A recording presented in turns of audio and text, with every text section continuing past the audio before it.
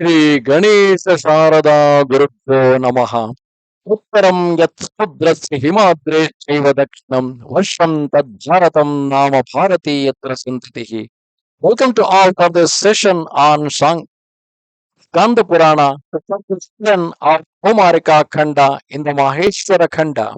In previous chapters, we were seeing the story told by Narada, had obtained the land from Dharmavarma near Mahi Sangama and arranged a Brahmana Agrahara there and settled the Brahmanas who were brought from Galava Brahma along with under the leadership of Harita Muni and then settled them there.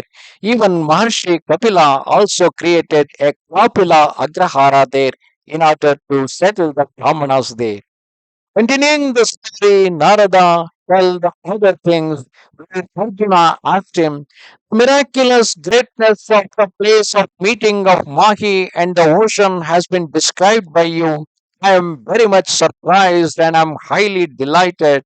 I therefore wish to hear this in detail, O Narada, in whose yajna did Mahi became very wearied and highly distressed due to the scorching heat of the fire.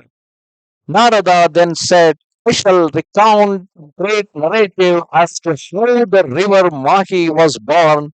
Listening to this holy story, O son of Pandu, you will obtain merit. Formerly, there was a king on the earth well known as Indradyumna. He was a liberal donor, conversant with all dharmas. The Lord was worthy of honor and he honored others. He knew what was proper and what improper. He was an abode of discriminating knowledge, an ocean of good qualities.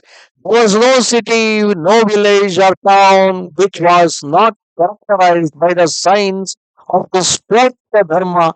He was building temples, shrines, parks, tanks, etc. for the public good. And it was done in every village, every town, on the whole of the earth by him.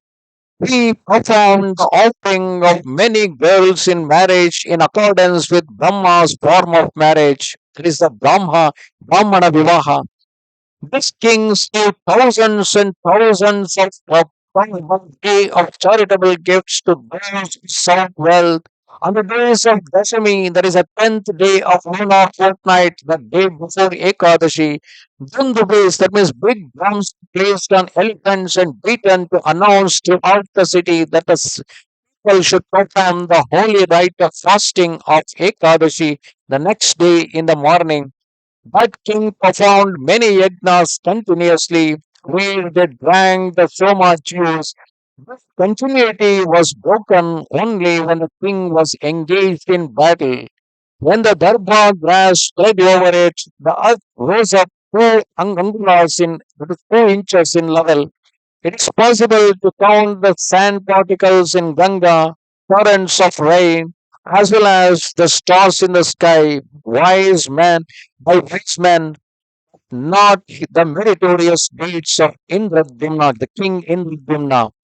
On account of meritorious deeds like these, the king obtained the abode of Prajapati along with his physical body by means of an aerial chariot. O son of the family, then he enjoyed all those pleasures which even the immortal ones, that is the Deva, found it difficult to attain. At the end of 100 kalpas, once, when the king approached him, approached Brahma at the time of service and attendance, Prajapati spoke to him. Brahma said, O excellent King Indradyumna, go immediately to the earth's surface. You must not remain in my world even for a moment today. Indradyumna then asked, why do you dispatch me to the earth from here now, O Brahma? When much of my merit still remains, tell me the reason. Brahma replied, well protected merit alone is not the cause of enjoying heavenly pleasures. Without spotless fame extending to the 3 worlds, due to the lapse of great deal of time, there has resulted loss of your renown now on the face of the earth. Go and revive it, O king. If you have any desire to be in my abode, if you have any desire to remain in my abode any longer, Indradyumna then said, how can my meritorious deeds continue to be on the earth? O Brahma, what should be done by me? The means for doing so do not occur to my mind. Brahma then said, Pala means time is very powerful indeed. It takes up even me as well as all the cosmic heads, the Brahmandas. What then in the case of people like you? Hence, I consider, O king, that this is the proper thing for you to do. That you return to the heaven after making your renown clearly manifest once again. King heard these words of Brahma and found himself come down to the earth in the city of Kampilya as he himself asked the people about himself. That is, he asked about Indradyumna himself, his city and his country with great surprise. People said, we do not know King Indradyumna or his city, which you are asking us, as someone who had a long life. Indradyumna then inquired, all people on this earth, in this kingdom of the conqueror of the earth, who is reputed as the oldest living person, tell me where he is, do not delay. People said, it is heard that there is a sage in the forest of Naimisha who is well known as Markandeya and who can remember events of the last 7 kalpas. Go to him and clarify your doubts.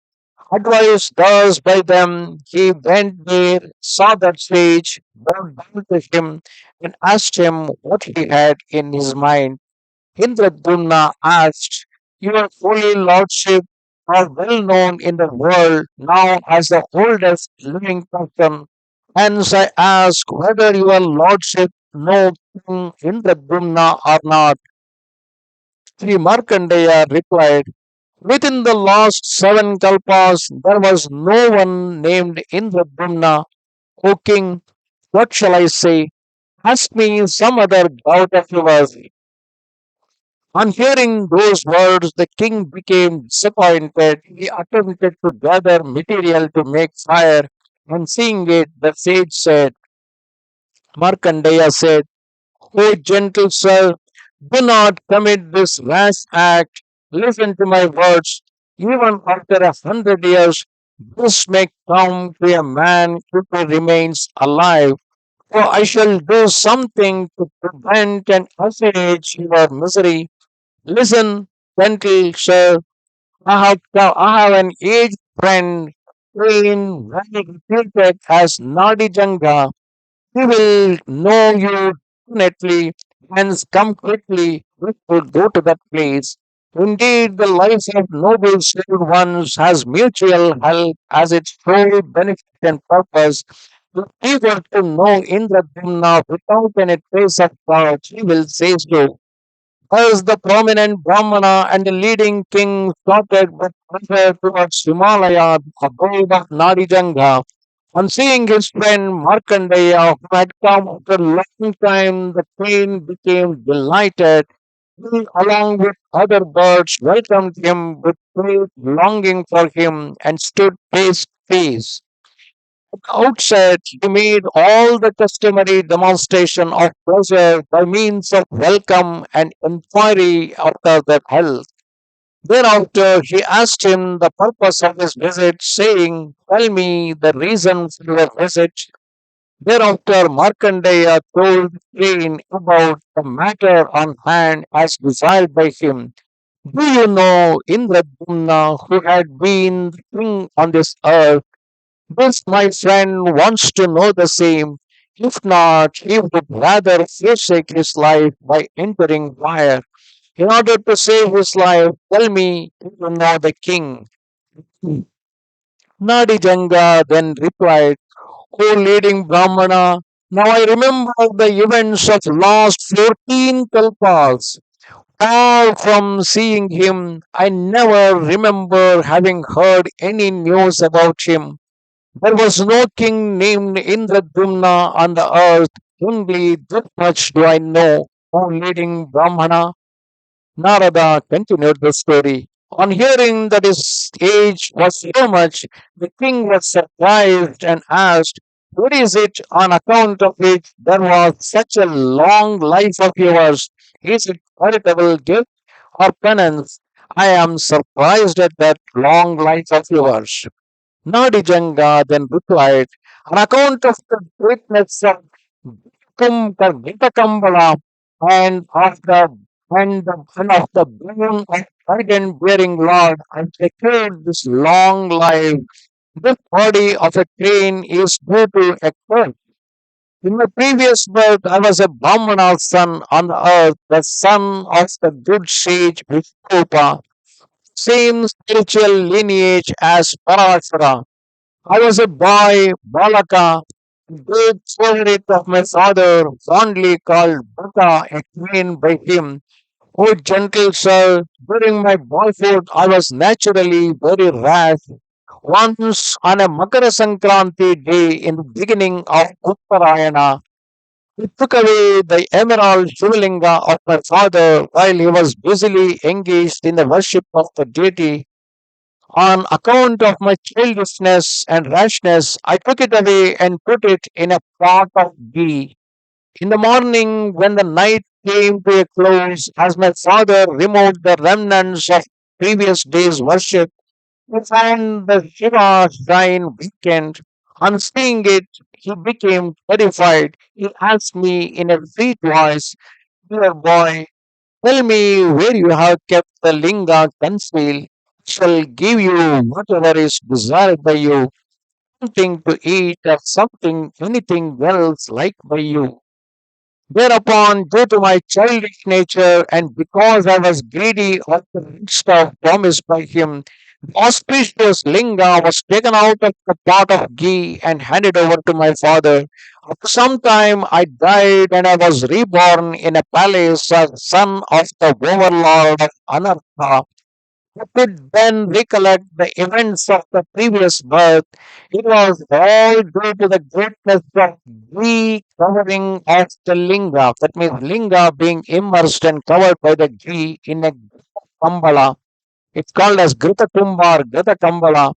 When the sun was in Capricorn, because due to the contact of the ghee and the linga, although due to childishness and contemptuous disregard, whereupon the linga was installed by me, remembering the previous birth, ever since when I used to smear the lingas with ghee. I continued to do this in accordance with my capacity of inheriting the kingdom of my forefathers. When the delighted Lord, the consort of Parvati, said to me, "I am delighted with your Gita Kambala Puja in previous birth. I have given you the kingdom on that account. Now choose whatever you desire." On being chosen by me, Shiva granted me the lordship of the Ganas on Kailasa as desired by me. Even as I bowed down to him and stood before him in the same body, Shiva, who was perpetually delighted, said to me, "Today onwards, if any other man were to worship me with ghee on the Makara Sankranthi day, he shall surely become a Gana of mine." To saying this, O gentle sir, Shiva made me the lord of a crowd of Ganas with the name Pratipapalaka, and I stood by the order of Shiva. Though I obtained the royal glory as Providence would have it, I was not competent to retain it. This glory was like a bee that hovered round and round with the sick feet such as Kama, lust, etc., and was naturally very fickle. Like a mad elephant, I wandered everywhere. I was devoid of the thought that would what should be done and what should not be done. He was exceedingly haughty and proud, just as a mean, base-born person man, in spite of obtaining governing nobility of birth and riches. becomes a victim of calamities. In the same manner as rivers fall into ocean, I too become overwhelmed by calamities. When some time elapsed thus, in the course of my wanderings, I casually went to a mountain where the caves were blocked by ice, that is, ice boulders. Galava was staying there with his wife and was engaged in penance forever. He was lean and emaciated due to severe austerities, with a network of blood vessels clearly visible outside. This physical body of Brahmana was not at all fond of worldly pleasures and benefits. He was devoted to severe penance for the sake of endless happiness after death. His wife, a lady of excellent complexion, vanquished the whole universe with her expressive beauty. She was a slender bodied, dark complexioned, fawn eyed lady with plump and protruding breasts. Her speech was slightly faltering like the inarticulate sound of a swan expressing joy. In her gait, she resembled an elephant in rut. She had ample buttocks but very slender waist. She had a very long tresses. Her navel was curved, seemed that she was created by Brahma, who desired to see all beauty scattered in different objects, concentrated in one individual. I became immodest on seeing that visit of Galava. Gentle sir, I became wholly so arrows by the hammer without Kamadeva. Even the sisters are supposed to possess discretion or so only as long as they are not looked at with the side glances of eyed woman. This was resolved by me in mind as I desired to attract her. I mentally planned that I should kidnap in such and such a manner lady well guarded by the power of penance of the sage. I thought, if the sage curses me for her sake, it will be my discomfiture. Either she become my wife or I kill death. So I shall become a disciple of the sage and be devoted to his service. On getting an opportunity, I will kidnap her. This lady is not suited for the sage. I came to that decision and so assumed the form of a disciple. Urged by the inevitable future, I bowed down to Galava and spoke the following words. In the case of the following things, everything will be in accordance with what has been formerly done by men, namely intellect, friendship, and endeavor. I am endowed with discrimination and detachment. O Holy Lord, I have appraised you. I am your disciple. I have to be taught by you. I bow down to the sentient Brahman visible in the form of Galava. He is the great sage who is my helpsman and who is to take me across the ocean of worldly existence which is boundless. He is Vishnu who has taken the form of Brahmana.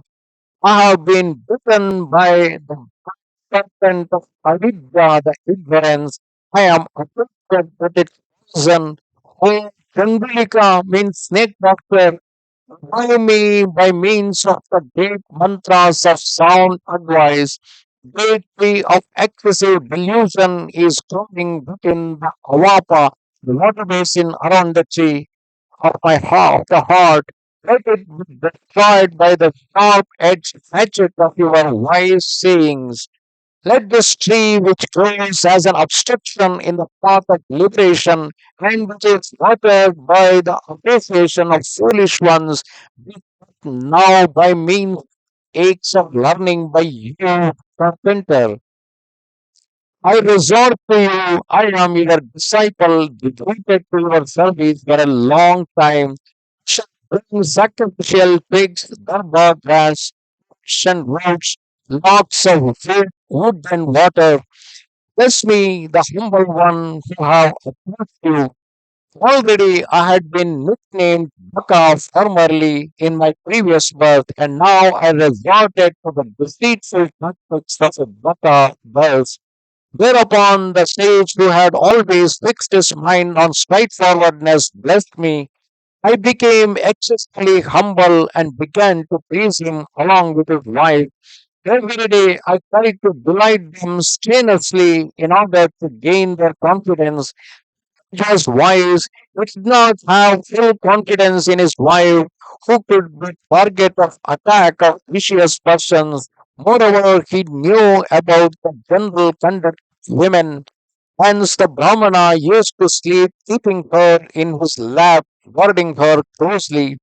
On another day, that Brahmana lady happened to be in her monthly period, having confidence in me. Poor lady slept in a place away from the stage at night. Thinking this to be a good opportunity, I became delighted. At midnight, I assumed the guise of a robber and abducted her.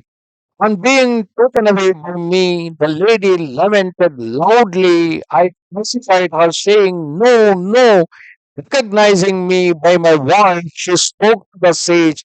This wicked fellow of vigilant tactics like those of a queen is covering himself with the cloak of pity and misbehaving much, escaping me by force. Spare me from him, O Galava. He has been your disciple, now he has become a robber. He desires to abduct me, hence protect me, O sage. Worthy of being sought refuge in, be my resort and refuge. Simultaneously with her utterance of these words, the sage Galava awoke, saying, "Stop, stop." To me, he paralyzed my movement.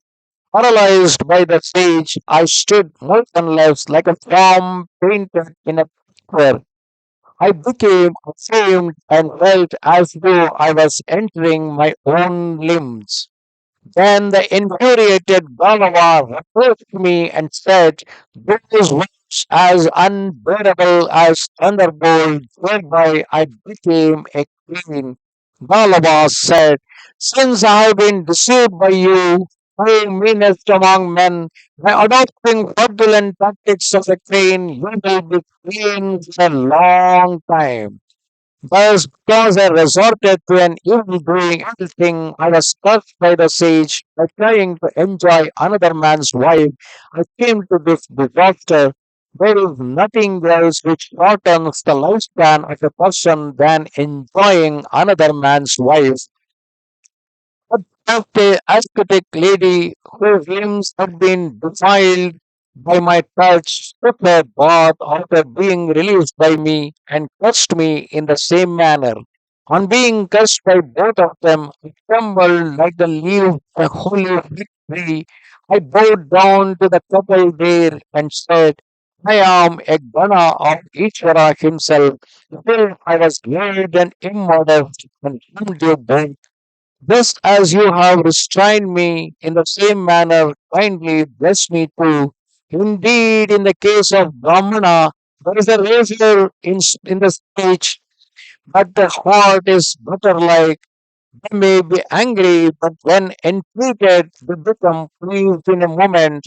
And since I opposed you, you alone must be my refuge. Falter in their steps on the ground itself is their support. Even the lordship of Ganas has become cause of regret for me.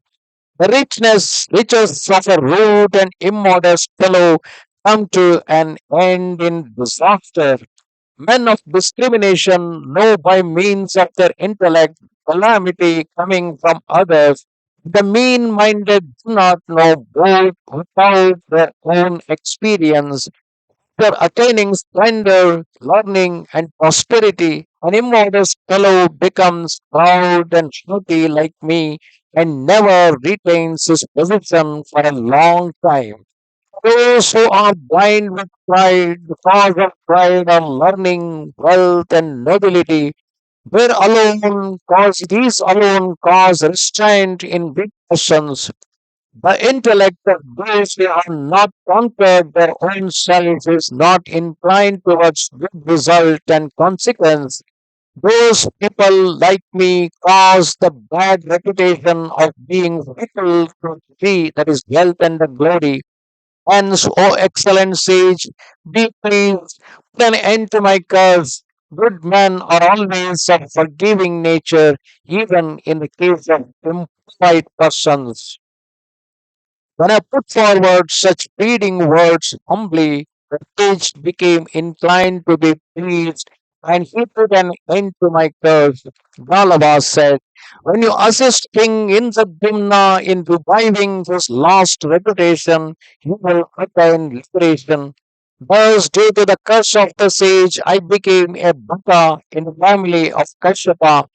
Ever since I am staying on the Himachala mountain, as a result of the Gita Kambala, that is a worship of Linga, by spreading it with Ghee, I obtained kingdom and long life. Now I have the ability to know the events of the previous life and other similar powers. Through the curse of sage Galava, I got the form of a queen. So, O gentle sir, everything asked by you today has been recounted. Thus ended chapter 7 of Kaumarika Khanda under Maheshwara Khanda in Skanda Purana. Namaste Sharada Devi Kashmir Puravasini Vamaham Prarthaye Nityam Vidya Danancha Dehime. Bye.